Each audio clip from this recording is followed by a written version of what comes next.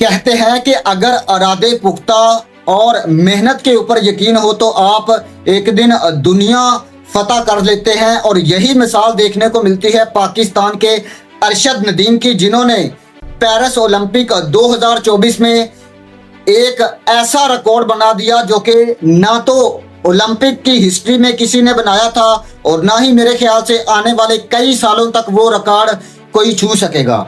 जी हाँ, पाकिस्तान की जान शान और पाकिस्तान की आन अरशद नदीम ने पेरिस ओलंपिक 2024 में 92.97 का एक बड़ा जेवलिन थ्रो फेंककर न सिर्फ भारत के नीरज चोपड़ा को पीछे छोड़ा, बल्कि उनका मुकाबला पाकिस्तान के स्पोर्ट्स बोर्ड, पाकिस्तान की सिस्टम के साथ भी था। और आज उन्होंने जिस तरीके से, जिस माइंडसेट के साथ अपने आप को प्रूव किया, ये चीज बताती है कि अगर पाकिस्तान स्पोर्ट्स बोर्ड पाकिस्तान में एथलीट्स के ऊपर काम करे और उनको मुकम्मल फैसिलिटीज दी जाए तो पाकिस्तानी एथलीट्स भी किसी से कम नहीं। और याद रहे कि वहां पर दुनिया के ऐसे ऐसे एथलीट्स मौजूद थे जो कि कोई अमेरिका में ट्रेनिंग करता है, कोई यूके में ट्रेनिंग करता है और कोई दूसरी कंट्रीज में जाकर ट्रेनिंग करता है, लेकिन मियां चन्नू का ये लड़का सिर्फ पाकिस्तान के छोटे से गांव से निकलकर पाकिस्तान का झंडा इतने बड़े मुकाम के ऊपर गाड़ेगा, ये किसी ने नहीं सोचा था। और नीरज चोपड़ा को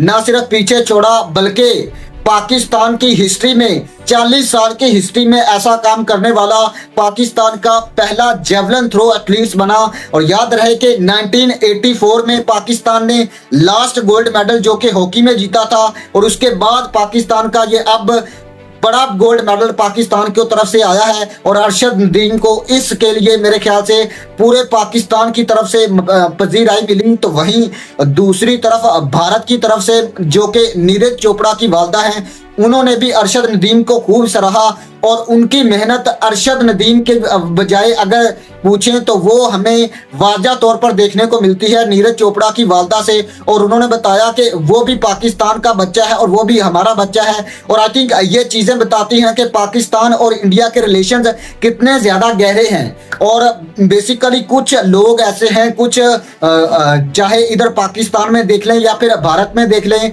कुछ ऐसे सिस्टम्स हैं जो कि पाकिस्तान और इंडिया के ताल्लुकात को बेहतर नहीं होने देते। और उनमें से कहीं मेरे ख्याल से कहीं ना कहीं मोदी की गवर्नमेंट है। और बाकी ये जो पैगाम दिया है नीरज चोपड़ा की वालदा ने, ये चीज़ बताती है कि पाकिस्तान और इंडिया के लोग आखिरकार जितनी मर्जी जंगे हो जाएं या जितने मर्जी फसादात हो जाएं, लेकिन जो दिल है वो हमेशा से एक हैं। और ये मेडल आई थिंक मेरे ख्याल से डेडिकेट होना चाहिए था नीरज चोपड़ा की वालदा को, क्योंकि जिस तरीके से उन्होंने सराहा। और मेरे ख्याल से अरशद नदीम, उनको भी सल्यूट पेश करना चाहिए पाकिस्तान की पूरी अवाम को, पाकिस्तान के पूरे सिस्टम को। क्योंकि जैसे कि मैंने आपको बताया पिछली वीडियोस में 15 बिलियन पाकिस्तानी रुपीस आपकी डोमेस्टिक क्रिकेट के ऊपर लगते हैं और पाकिस्तान की जो एथलीट्स फेडरेशन है उनके ऊपर 1 टका तक नहीं लगा। और यही चीज़ कहीं ना कहीं मोटिवेशन देती है अरशद नदीम को। और फिर उसके बाद उन्होंने अपने आप को ऐसा प्रूव किया कि फिर न सिर्फ पाकिस्तान के बड़े बड़े सियासतदान, पाकिस्तान के बड़े बड़े क्रिकेटर्स, बल्कि दुनिया उनकी फैन हो गई। और याद रहे कि जनवरी 2024 तक ये अरशद नदीम वही अरशद नदीम है जिनके पास जेवलिन थ्रो खरीदने तक के पैसे नहीं थे। और लेकिन कहते हैं कि जब आपका मिशन बड़ा हो, जब आपके इरादे पुख्ता हो, तो फिर आप दुनिया का कोई भी काम आपके सामने छोटा पड़ जाता है। और अरशद नदीम की मिसाल आपके सामने है। और याद रहे कि 1996 से शुरू होने वाला ओलंपिक, जिसको ऑलमोस्ट 120 प्लस ईयर्स हो चुके हैं चलते हुए, अब तक इस तरह का जो कारनामा है वो किसी ने सरंजाम नहीं दिया था।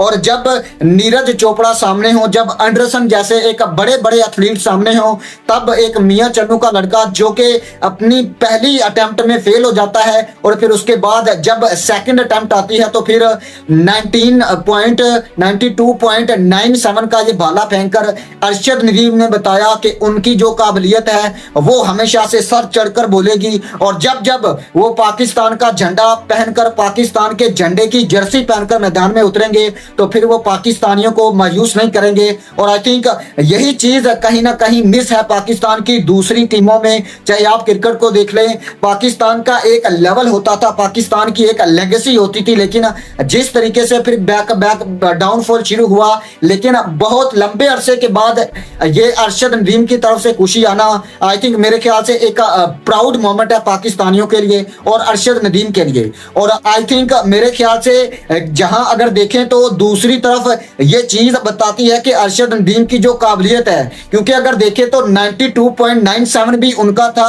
और दूसरे नंबर पर 91 पॉइंट प्लस का जो एक सेकंड अटेम्प्ट थी वो भी उनकी थी।